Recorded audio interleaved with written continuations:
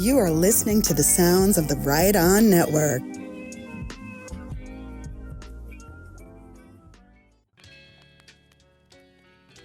Hello and welcome back. This is episode 15 of 30 Minutes to Get Back, the podcast where we cover Peter Jackson's docuseries Get Back 30 minutes at a time. My name is Chris, and as always, I'm joined by AJ. AJ, how are you tonight?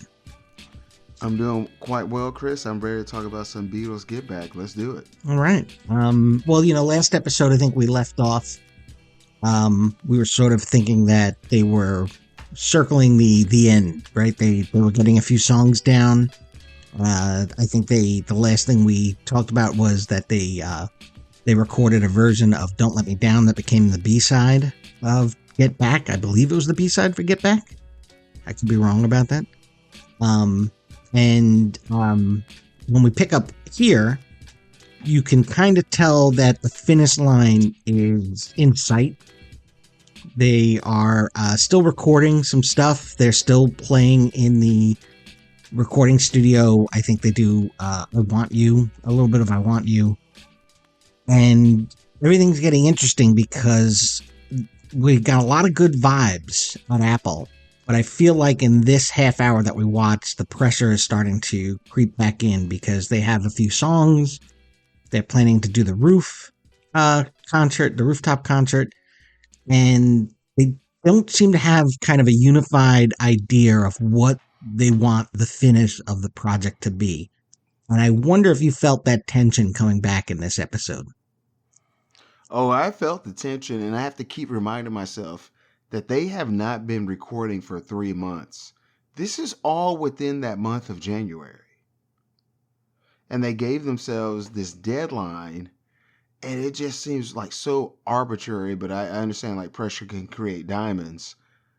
But it's like, they're riding high off of Hey Jude, and they're like, hey, yeah, let's do it again. Let's go in there and be one take Charlies and fresh ideas and no studio tricks, no overdubs or punch ins.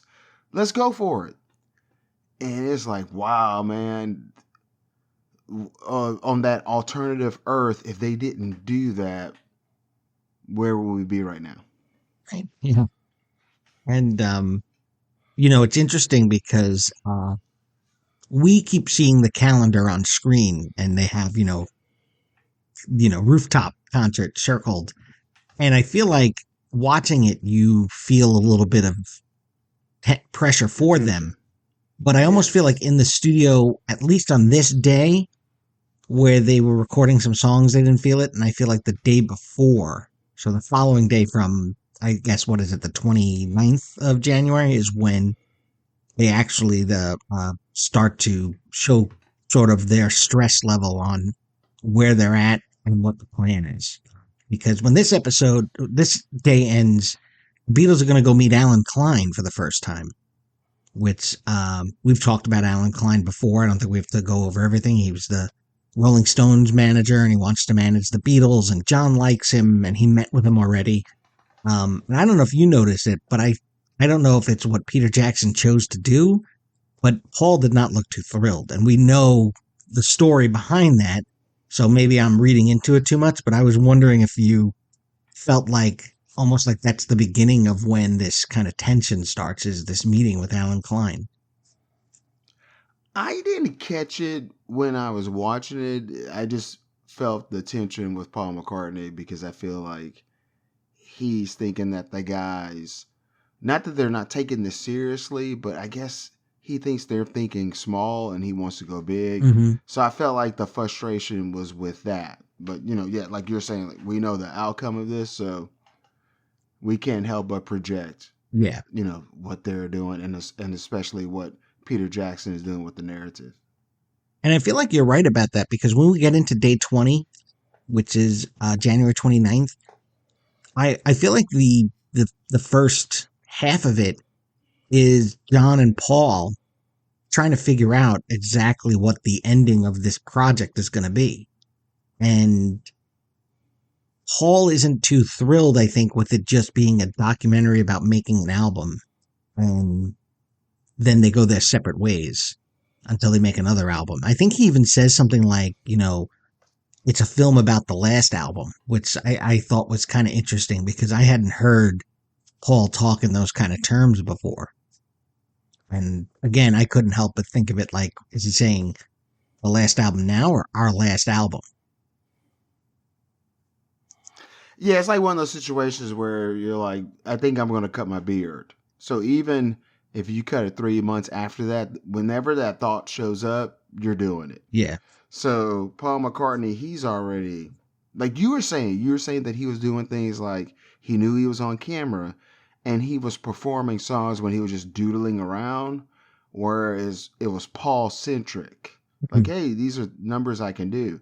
So he was probably reading the writing on the wall because he wrote it. And he's like, I might have to start transitioning towards a solo career. And he's not the only one thinking about that because later on, George talks about wanting to make a solo album because he has so many songs and he knows they're never going to get on Beatle albums.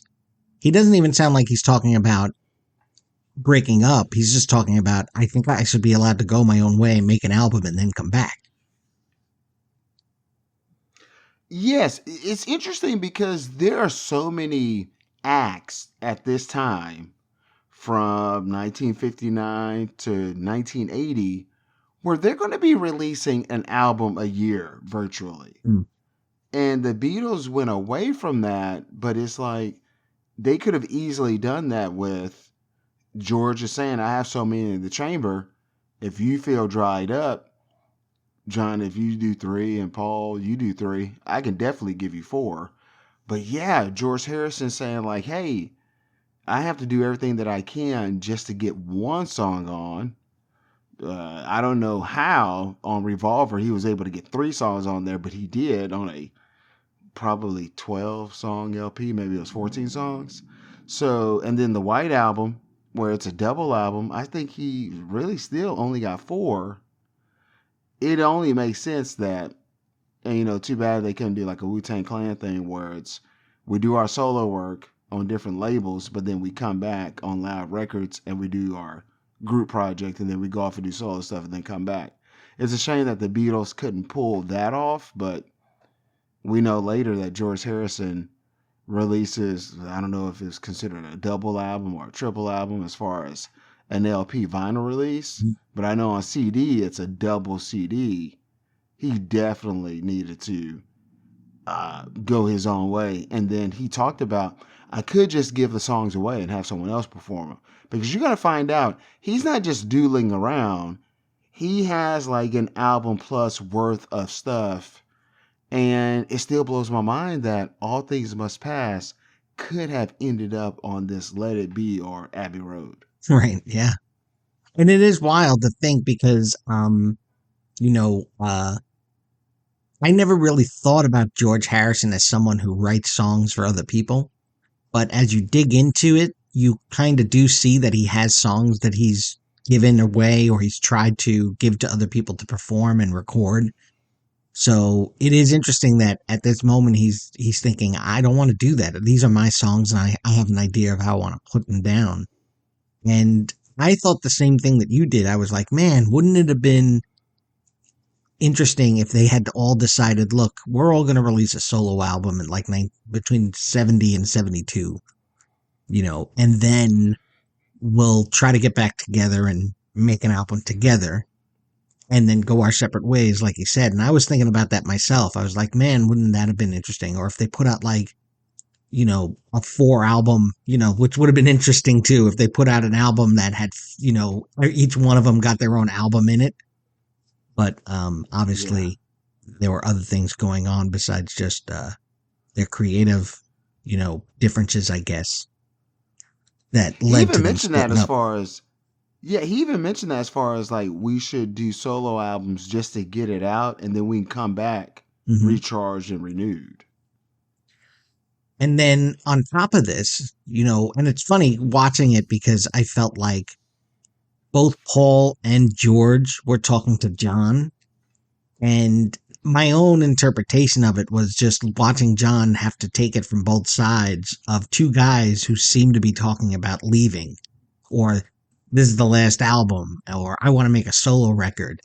And John's kind of in the middle going, all right, yeah, okay. And I almost feel like, man, I wonder what's going on in his head this moment, because we don't really see that here. John's kind of, and for the most part in this documentary, he's kind of been the guy, almost like a secondary character. He hasn't dominated these recording sessions or conversations. He's almost like a sounding board for everybody. I don't feel like he's been someone who's pushed his own agenda with where he wants the Beatles to go, how he wants the songs to sound, or what he wants to do with this project. He seems to, what's the saying? You get along, get along to get along, or something like that, where he just wants them to work and do it, and he's just kind of nodding and going along with everything. I don't know if you had thought about John's position throughout this whole documentary, or what was going on with him today. I think you're totally correct about that. And I think also it seems as if when you really look at this, that John Lennon is self-aware that when this outfit first started, he was the lead. And then like once we get to the White Album and Sgt. Pepper's Lonely Heart Club Band, it's where like now, Paul McCartney is neck and neck with them. If not, Paul is taking the lead.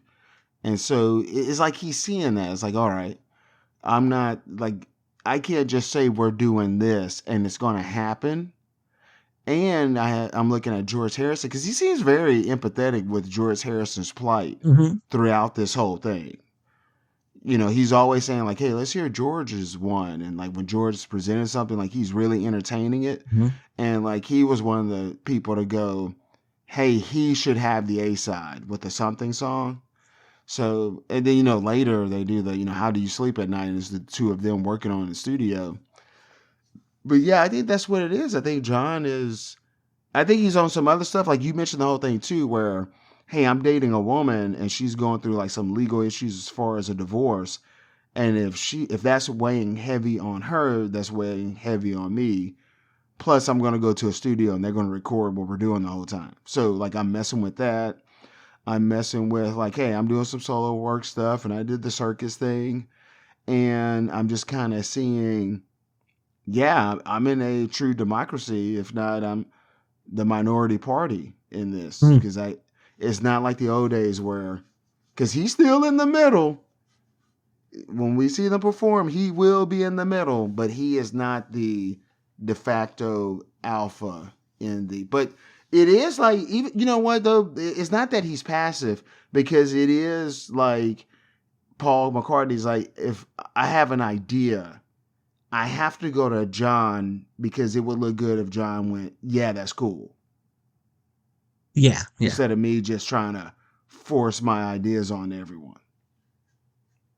It definitely feels Paul tries to get through to John like that. Like, let's put our heads together and come to a decision, because there is that big conversation we talked about just before where Paul doesn't seem like he really is thrilled with what the plan is, right? Because you got to think when they started, they wanted to do an album, right? A TV special, a live performance.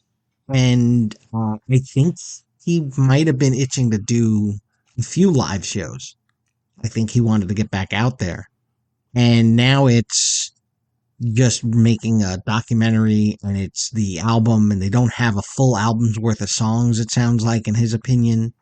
And he doesn't think the rooftop concert is really a big enough finish. So he's not really thrilled. And he's, I think, trying to get through to John. Like, we need this to be bigger and bolder. And John's a little passive, like he's been. So I don't feel like he's, really telling Paul what he thinks or what he wants to do. It's almost like he's more like, well, we have 7 songs. Why don't we just do the 7 songs? And, or else we're going to end up having to stay here for another 2 months. And we can't because Ringo's got to do his movie. And, George doesn't want to stay here much longer. He doesn't want to spend another 2 months doing these songs because he's got his own songs. And so it's a really interesting, it almost feels like the early days at Twickenham, right? Twickenham again, Yes. uh, because they're talking around this project that they're doing, and they're going around in circles, and they're not really coming to an agreement of what they want to do. You know what's interesting is that a lot of bands, let's say they're independent bands, where their GoFundMe, their highest tier would be, we're going to film ourselves recording this thing, then we're going to perform it live, and then there's going to be an album. That would be like, do you want access to us recording this thing? Do you want access to us, like, we're at some local bar or we're on a rooftop performing it? And then the album, that would be the highest tier of a GoFundMe for a band now. Mm-hmm. And Paul McCartney is saying, no, that's slumming it. Yeah. That's crazy. And it's because I think he feels like this is no different than any other album they've done. They get together and they'll make an album, and then that's it. He doesn't want to be a studio band anymore, I don't think. It's interesting to think about him wanting a big finish, and thinking about this documentary that we're watching coming out years and years later, decades later, as sort of the button, this grand moment. It's almost like this is your finale for that back sessions, not the Let It Be album that came out, or the film that came out, or the rooftop concert. This moment when this documentary was made and released is really the big finish that Paul maybe was looking for the whole time. And in the 1970s, bands touring and doing theatrics, that was a thing. So I just can't see this band going forward, the Beatles. Yeah. I don't think there's an Earth 2 where this would really look like if the Beatles would have kept going. I think that doesn't exist. It doesn't, but if we just entertain the conversation. Yeah. And it just seems like they're just not on the same page about what they want to do. Not even about making music together, but I think Paul is trying to like talk them into doing a show, and weren't they were talking about the Hamburg days, I think, and he was saying how nervous they'd be the first time, and then they'd start playing and doing it, and then they'd get into a rhythm, and then then all of a sudden it was over and the nerves were gone, and they did the show. And I think he was trying to recapture that feeling, like, look, we've done this. We can do this.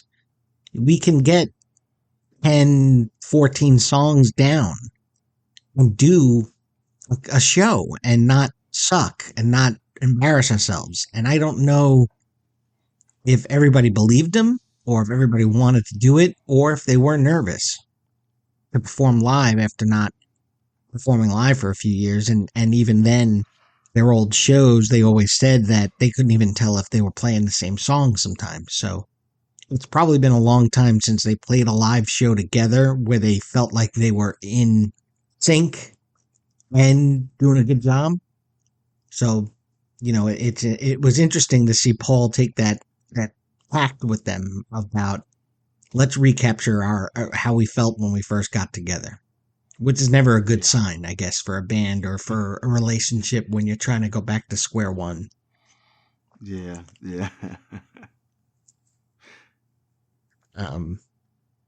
And the only other problem that they have is that they're really pushing against the clock here, because they're using a lot of time on their day before, right? Talk about what they want to do.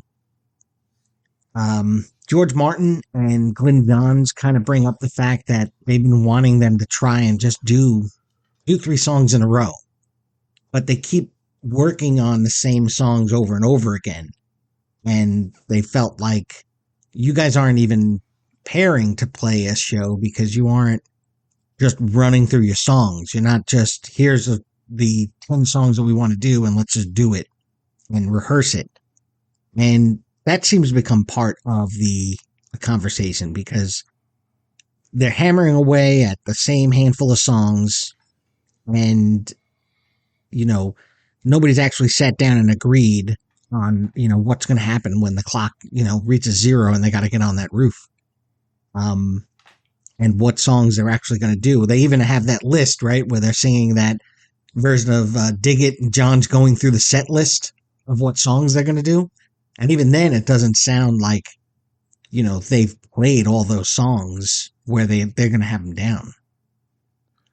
Can you imagine if when they were doing that, they were doing a rendition of Dig It, and John Lennon is rattling off the song titles, if that started off the album? Yeah. I thought that would be freaking magical. I thought that was going to be like, oh, maybe this is how they imagine starting the concert. Mm-hmm. We're going to just give you a rundown of all the songs we're going to do.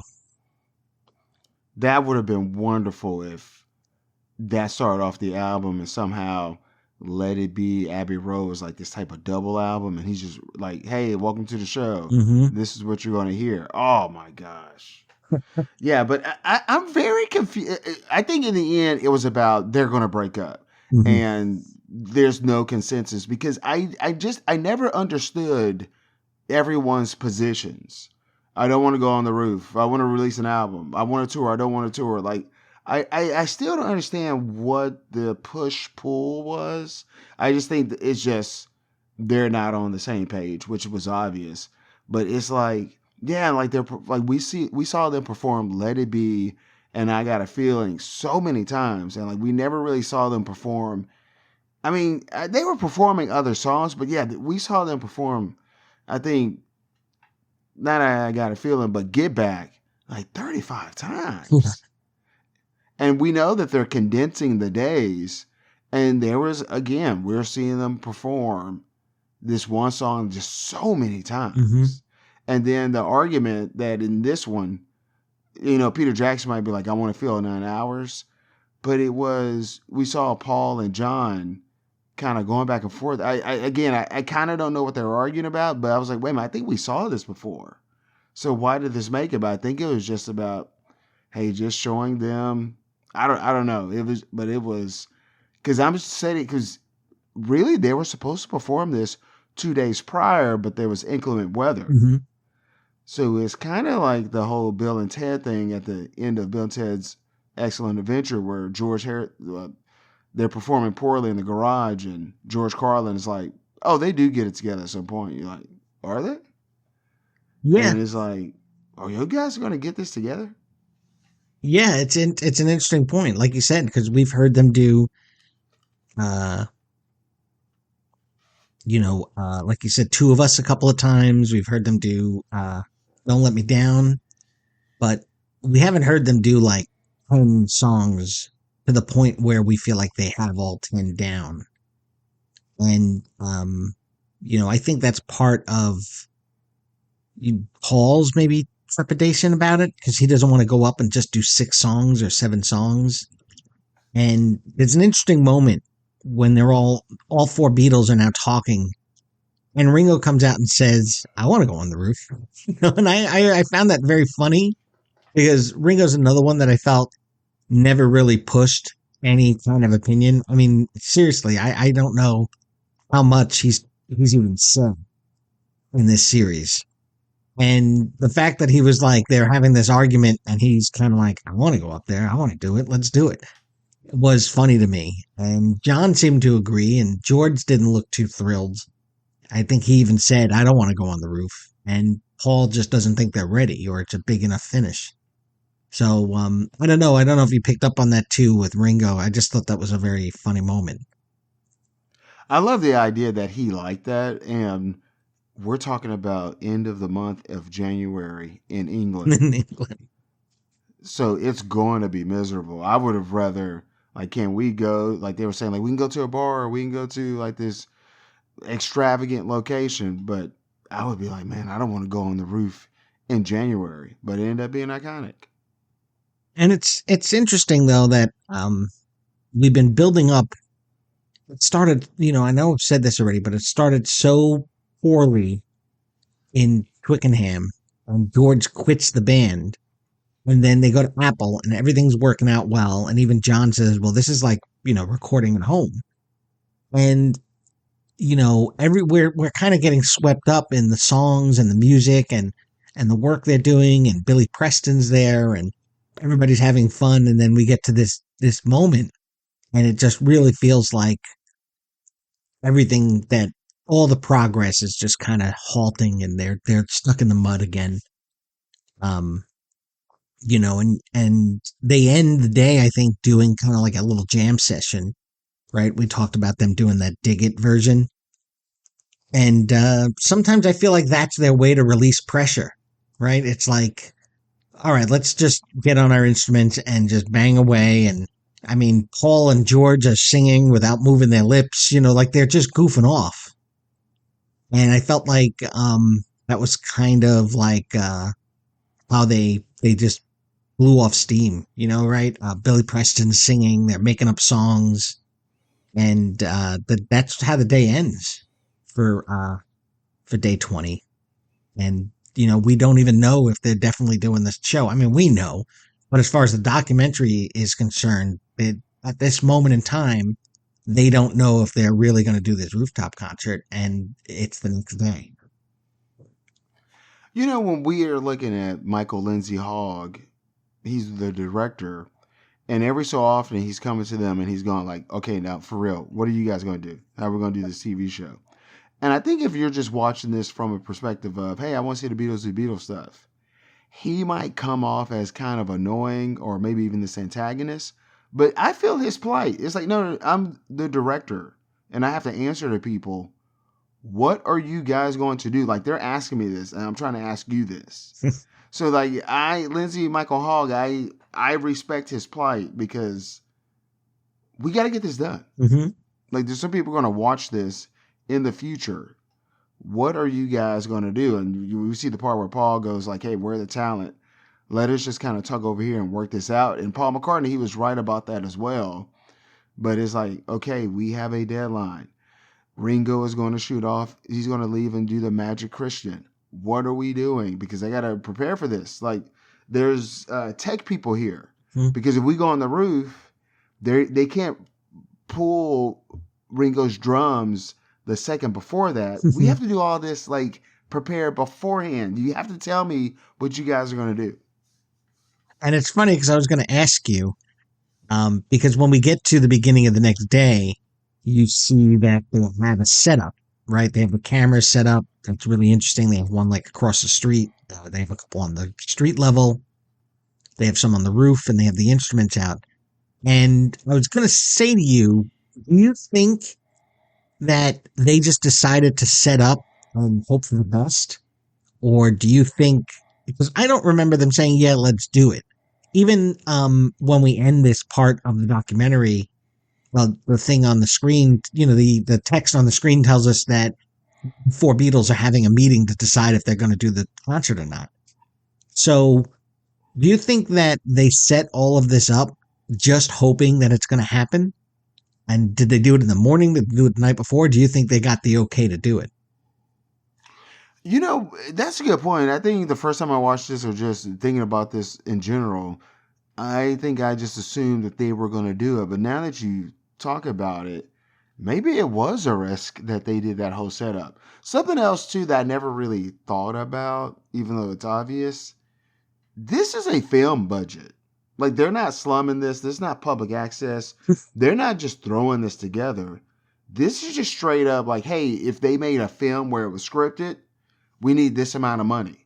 They received that amount of money. They're just doing this documentary because they have 10 cameras and the quality is really good. I mean, I understand that when they first filmed this, there was a lot of stuff that was unusable because like white noise, buzz, and all this stuff. But still, I mean, they did a lot of shooting. And I don't think this was a low budget film. I think they received like a proper film budget for this. 10 cameras. And they were in focus. Like, even if the original movie couldn't be used because of audio situations, the video is beautiful. I mean, I understand Peter Jackson cleaned it up, but even when I saw the old stuff, like, this is pretty good. And like when they had that backdrop at Tickenham, that was pretty cool. It's funny because as we watch the documentary from the beginning, you do see that there are a lot of people around, but I don't think I make the connection until we get to this moment and they're like, well, there are 10 cameras set up and they have one across the road on another roof so they can get a far shot. And like you said, all of a sudden you're like, oh, this is a film. They have a budget and they're planning to make a movie. Like, this isn't just some guys with some handheld cameras hoping they can catch some behind the scenes stuff, which is what it feels like when you're watching it. But when you get to this moment, you realize how big this project really, really is. Because they give Peter Jackson a lot to work with. Like, people are having conversations, and it's not in the reality show style now where like people are self-aware that they're on a reality show. It's cutting back and forth, this B-roll. So even if they weren't able to put this out there in the 70s, they shot it as if the way that we're seeing it, they are giving Peter Jackson something to work with. So the crew on this thing is high level. Yeah. And like I said, when we end this moment, they're having a meeting to decide if they're even going to do it. So it's wild to think about how much money they're willing to even throw away if they scrap this whole project. And it was funny when they put a hidden camera in the front office. Mm-hmm. And I don't know if George Martin knew ahead of time, but he kind of looked at it and he laughed. And it's like, oh, the all-knowing George Martin. I just like the fact that he was just like, I know what you guys are doing here. That was hilarious. And I'll tell you, right at the end, when they show that George Martin and Glyn Johns are down in the studio set to record everything, he looks excited. He sure does. He looks excited. He believes it's going to happen. Yeah. Yeah. And they're ready for this. It's it's an interesting moment in the film, to have this anticipation for what we know is coming, but to know that the people that we're watching don't really know yet if it's happening or what's going to happen or how it's going to work out or what it's going to be. And, I think that's a great moment, for during this whole project, that this whole film is this right here, this kind of anticipation that they have for the show that they're, the concert that they're going to perform. And spoilers, there will be a couple of takes on the rooftop that end up on the album. And I'm just bringing that up because I'm not saying that in the 1960s they were primitive or backwater or anything like that.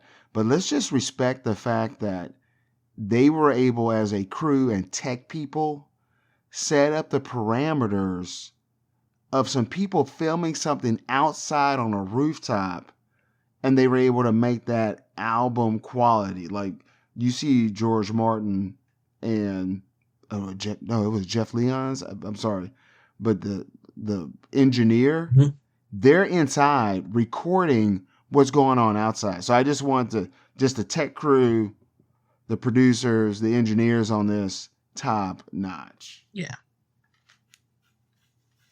It's a wild time for the Beatles. It's a wild time. All right, AJ, how do you think, how can folks drop us a line and tell us what they think about what's going on, or if they have any questions or comments, or if they want to make their own full album, how would they reach us? Go to 30getback@gmail.com. That is 30getback@gmail.com. I'll put that in show notes. I also put on the website is like ontherecordjams.listfm.com, but I'll put that in the show notes as well, so you just click that hot link. But we want to hear from you. Are you excited about listening to our commentary about the rooftop performance? Let us know, like, when you're watching this, are you just enjoying it? Or are you having anxiety about me as I'm sitting there watching? I'm like, hey, are you guys going to get this done or not? You're just milling around. What are your thoughts on this? What are some of your favorite moments? And do you wish that there was an Earth 2 where Abbey Road and Let It Be were a double album? Or if you could put these, you know what, write to us at ontherecordjams.com. Let It Be and Abbey Road if you could put those two albums together and they can only be 12 songs, what's your track listing? Write to us at 30getback@gmail.com. I can dig it. Next time. I can dig it, man. I can dig it. I can dig it. I'll see you guys later, and Chris, say goodnight. Good night.